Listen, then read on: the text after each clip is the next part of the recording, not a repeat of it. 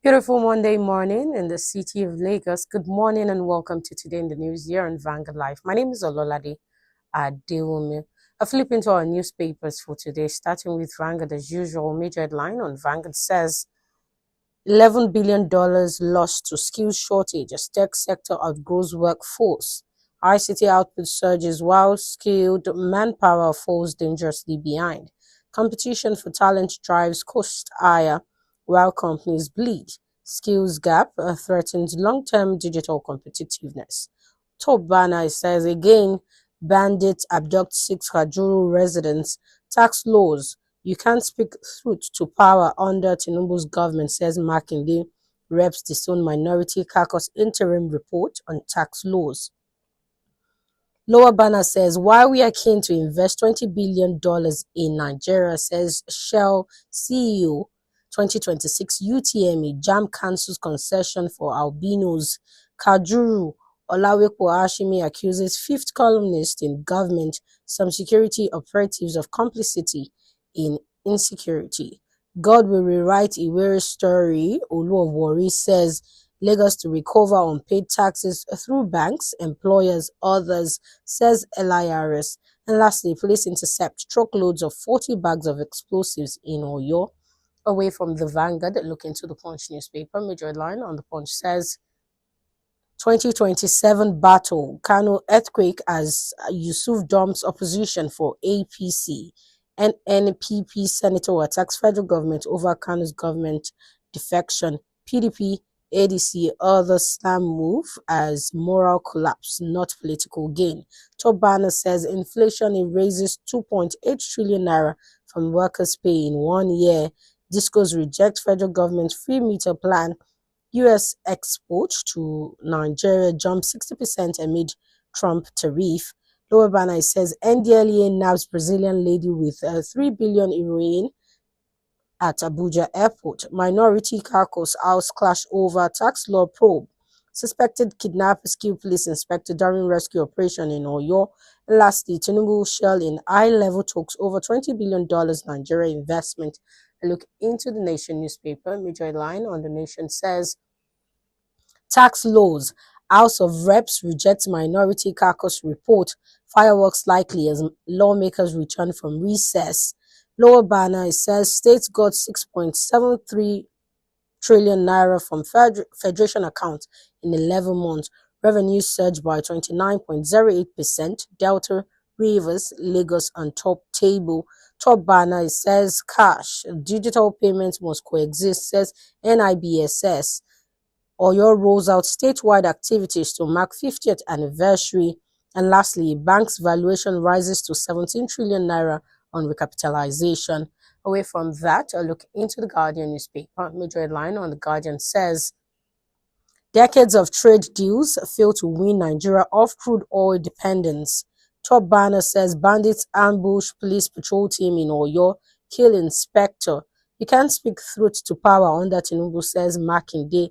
Yusuf rejoins APC, flags off parties e-registration. Nigeria's democracy excludes many citizens from justice governance. States should comply with Supreme Court ruling on local government autonomy, says Kalu.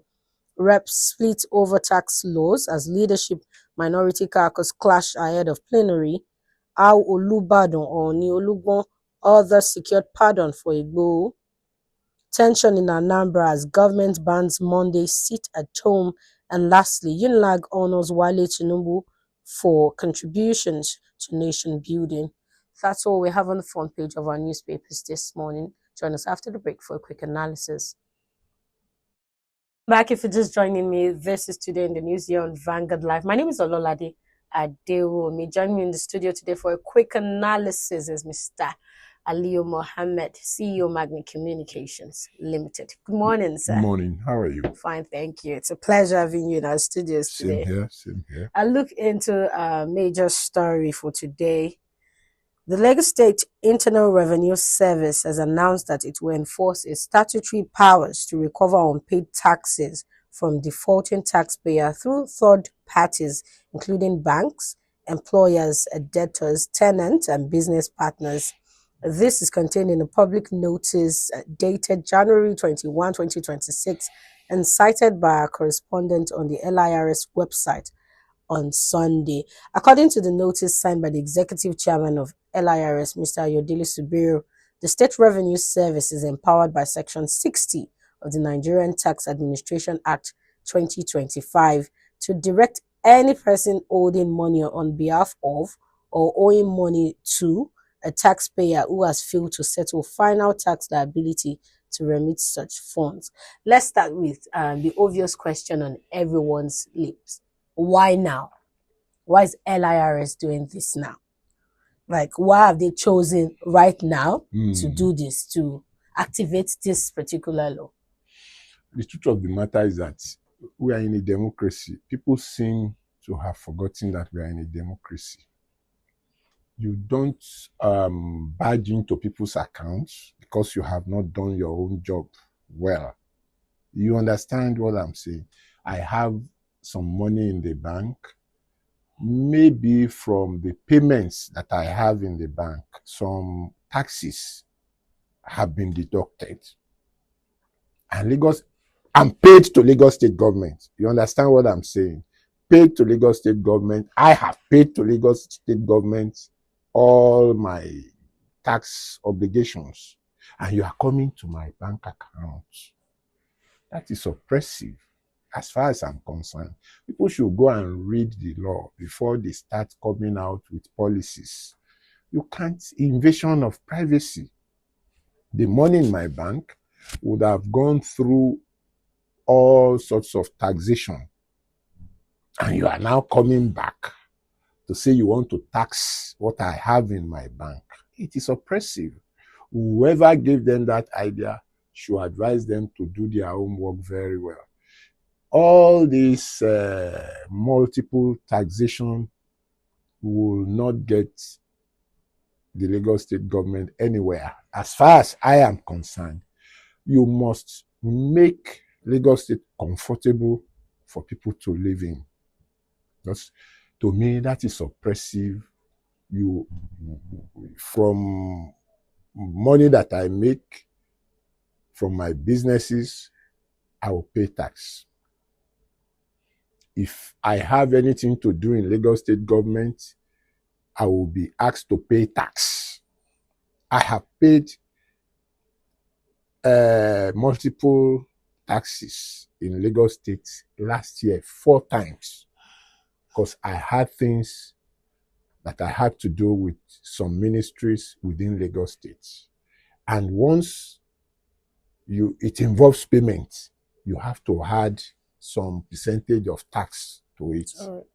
So if you have done that, and then personally, whatever I have made in the year, I have to pay tax from whatever I have made. So you are having multiple taxation stylishly. To me, that proposal may not work. It is oppressive, it is dictatorial, and they should sit down and review the processes of tax payments in Lagos State. Otherwise, you will have a lot of people that will run away from the banks. That is the implication. People will run away from the banks and dig holes in their homes, keep their money there. And at the end of the day, you are not even going to get a kobo as tax. So you don't shoot yourself in the foot because you want to collect tax by all means. You should spread the tax dragnet around visible things, not things that are kept privately in people's accounts. My account is private. You cannot invade it and say because you have not collected enough taxes from people, you must probe into my accounts. I can go to court. So they should review that process. It is autocratic. It is unacceptable as far as I am concerned. They should work harder.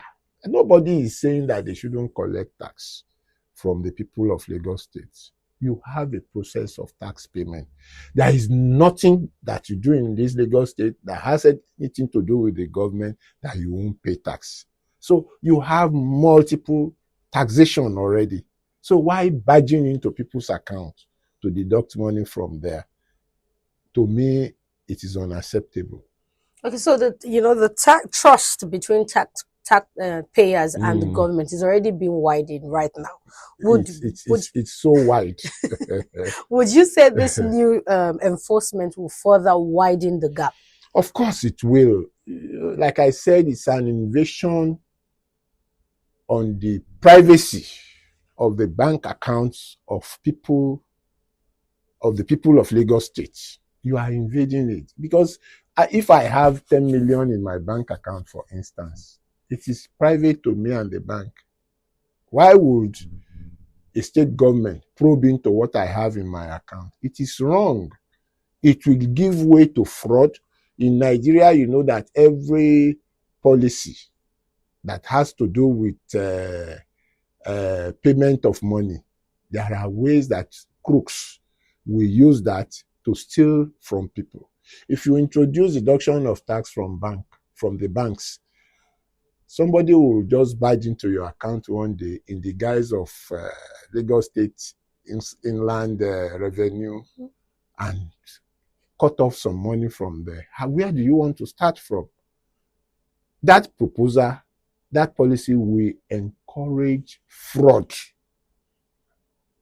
from different angles, and those who will suffer for it are those who keep huge amounts of whatever they have in banks, corporate organizations and all that.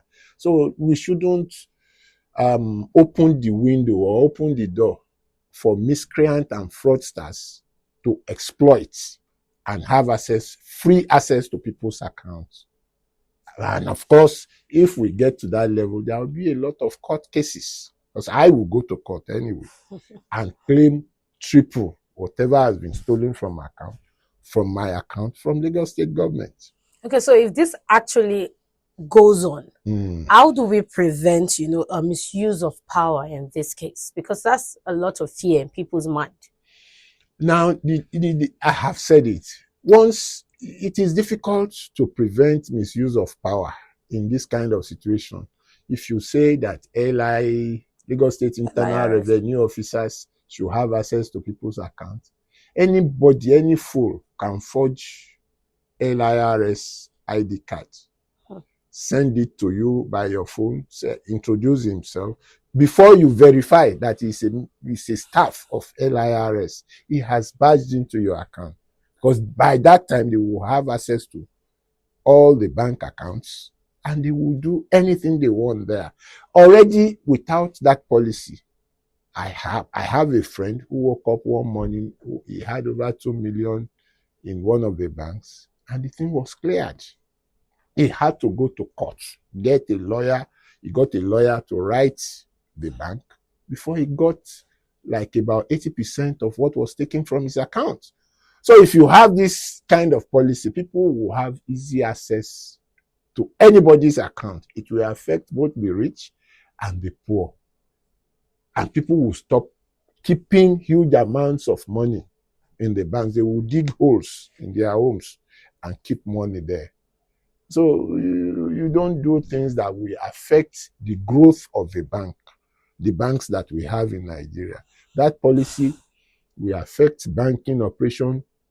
It will discourage people going to banks with whatever they have, with all the money they have. I can have 10 million and decide to put 200,000 there if you have that kind of policy. So go and deduct your tax from 200,000. Okay, so let's look at this. What do the citizens, Lagos State citizens, need to do in order to, prevent this from actually happening?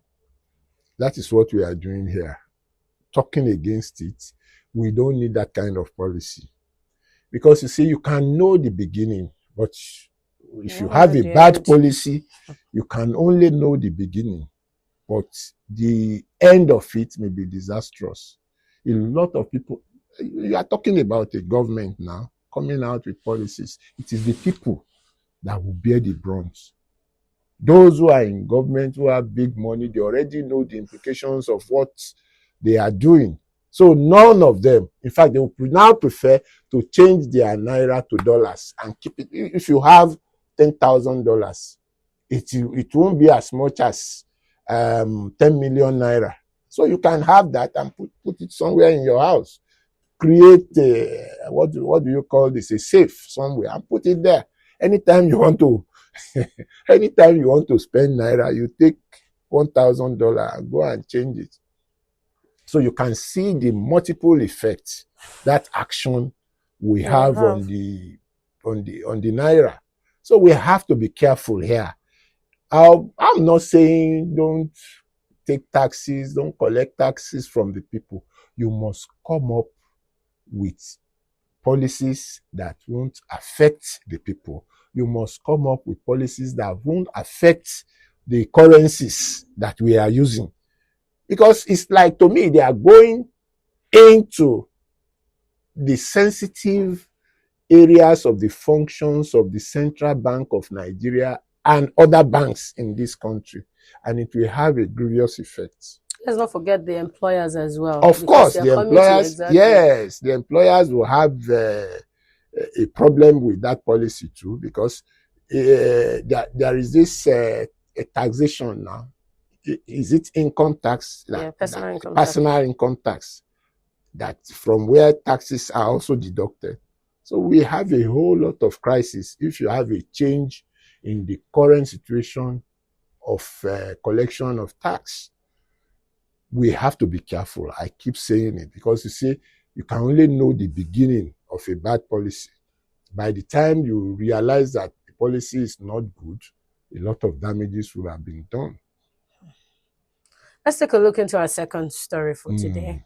Our second story says the Joint Administration and Matriculation Board, JAMB, has cancelled the special concessions and registration procedures previously available to candidates with albinism, for the 2026 Unified Tertiary Matriculation Examination. JAMB's registrar, Professor Isiaq Oloyede, explained that the decision was prompted by the widespread abuse of the concession, with more than 7,000 applicants falsely claiming to be albino and using artificial intelligence and other means to exploit the system for unfair advantage in the registration process.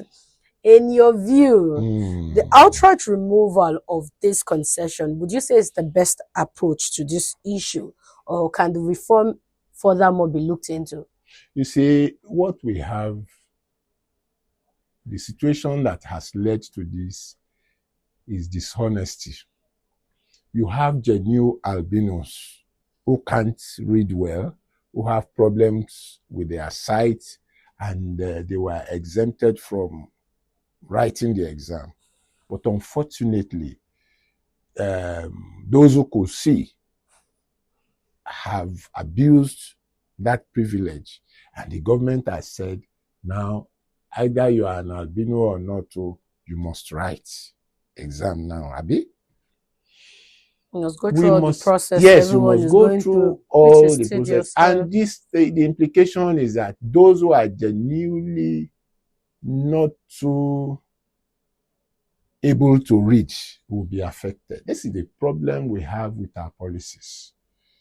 How do you want genuine albinos who cannot see?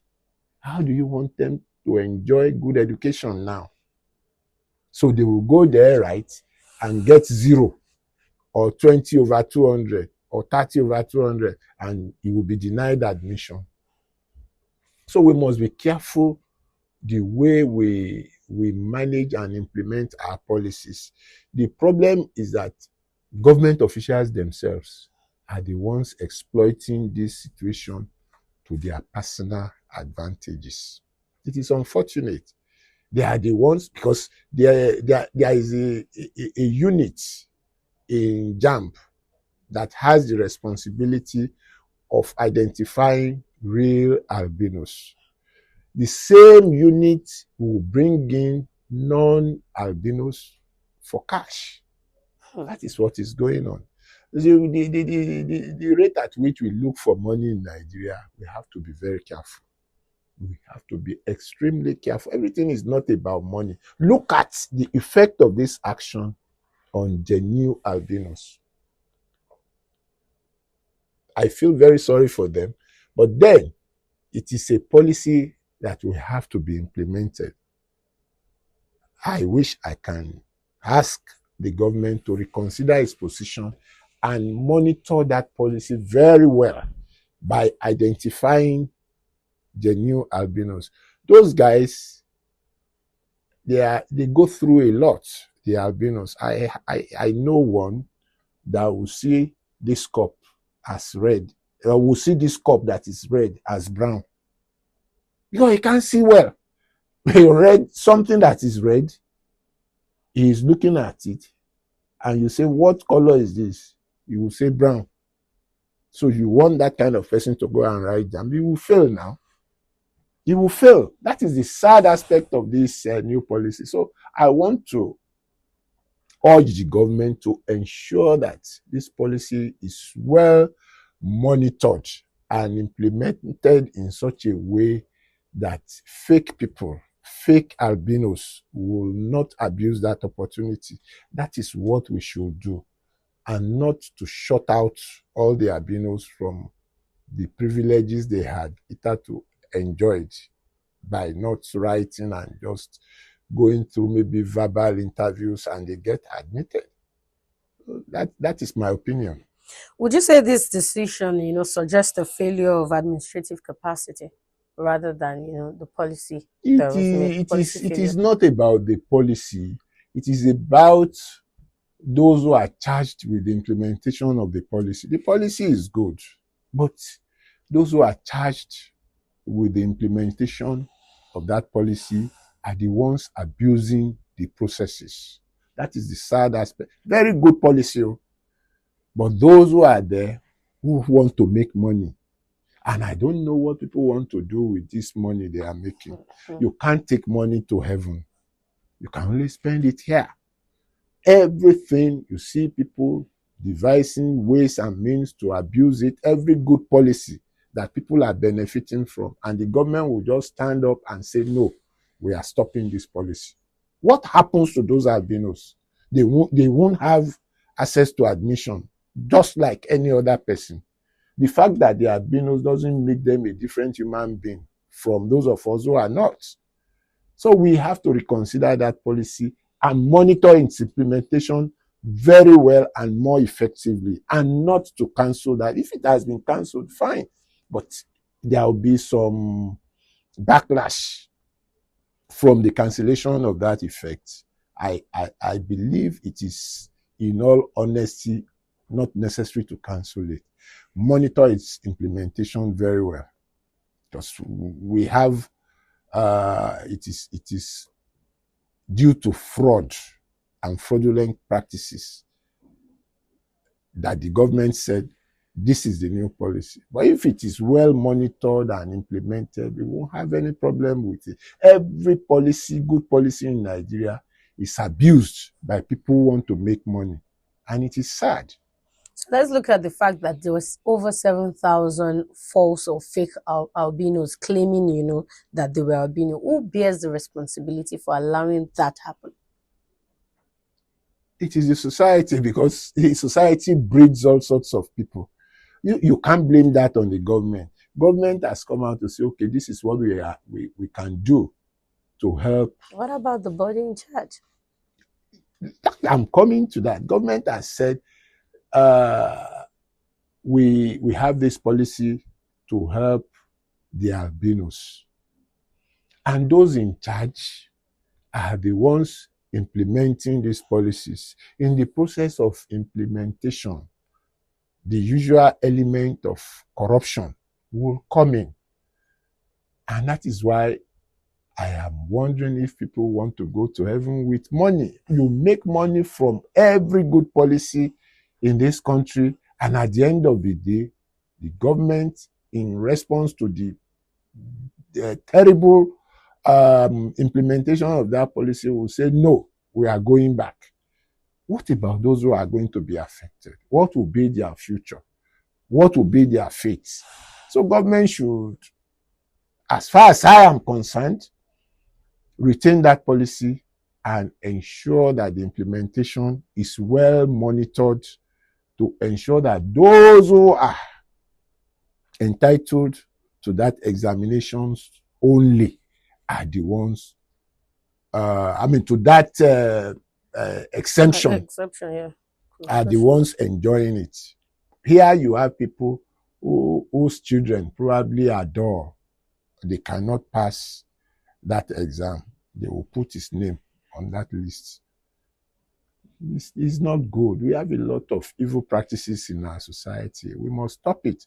And it affects those who are supposed to be, to genuinely benefit from those policies. We must stop it. In your view, would you say there should be sanctions, for those who actually abuse the system? Of course, there should be sanctions, heavy sanctions. If you have done that, it's like stealing money, as far as I'm concerned. So you should face the fate. You should face the punishment that an armed robber will naturally get once he commits that crime. It should be a serious offense, and it must be punished accordingly. Because look at the number of albinos that we have now. I am not one, but if you see them struggling to read, you pity them. You will never pray to have a child that is an albino. So I pity all these people, and we must all give them the opportunity to participate and have equal educational benefits like any other human being. Okay, thank you very much for joining us today, sir. You're most welcome. We draw the curtain on the show for today. That was Mr. Aliyu Mohammed, CEO Magnet Communication Limited. Do well to follow us on all our social media platforms seen on your screen. For up-to-date story, visit our website at www.vanguardngr.com. My name is Ololade Adewumi. Until next